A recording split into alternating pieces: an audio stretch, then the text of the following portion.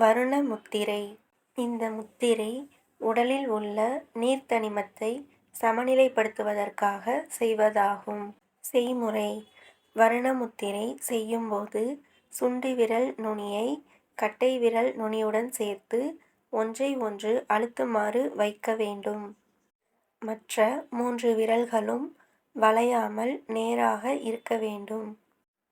3 விரல்களுக்கும் இடையே இடைவெளி இருக்கக்கூடாது. இந்த முத்திரையை செய்யத் தொடங்குவதற்கு முன் நேராக நிமிர்ந்து முதுகு வளையாமல் அமர வேண்டும். ஆசனம் தேவையில்லை. விருப்பப்பட்டவர்கள் பத்மாசனத்தில் அமரலாம்.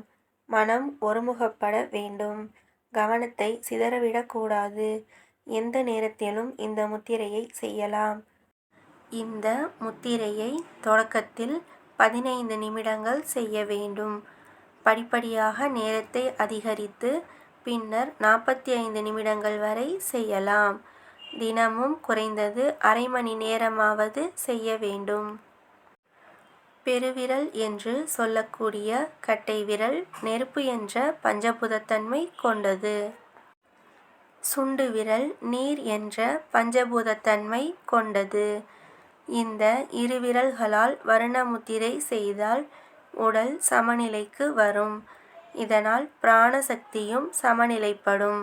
மழை மற்றும் குளிர்காலங்களில் குறைந்த நேரம் இதை செய்ய வேண்டும்.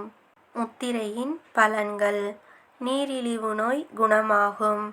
சிறுநீரக கோளாறுகள் அகலும். உடல் வெப்பம் சீரான நிலையில் இருக்கும். தோல் மிருதுவாகவும் பளபளப்பாகவும் இருக்கும். இரத்தம் சுத்தமாகி இரத்த ஓட்டம் சீராகும். தாகம் குறையும். சதைப்பிடிப்பு நீங்கும்.